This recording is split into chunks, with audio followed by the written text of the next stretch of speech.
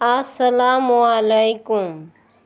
যে ব্যক্তি রাত 12টা সময় বা 12টার পরে পাক পবিত্র অবস্থায় নামাজ চাটিতে বসে ইয়া হায়ু ইয়া কায়ুম ইয়া রাজ্জাকু এই 3টি আল্লাহ পাকের নাম 3বার পাঠ করতে হবে। এই 3টি নাম 3বার পাঠ করতে হবে। ইনশাল্লাহ আল্লাহর রহমতে আপনার যে মনের যত ইচ্ছা আশা কামনা বাসনা আছে সব পূরণ করে দিবেন আল্লাহ রাব্বুল আলামিন ইনশাল্লাহ।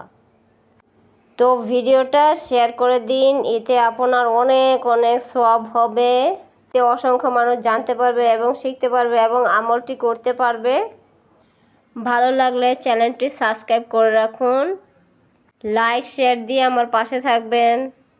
এমনইভাবে নতুন নতুন ভিডিও নিয়ে আপনাদের মাঝে চলে আসব। সেই পর্যন্তই সবাই ভালো থাকুন, সুস্থ থাকুন। আল্লাহ হাফেজ।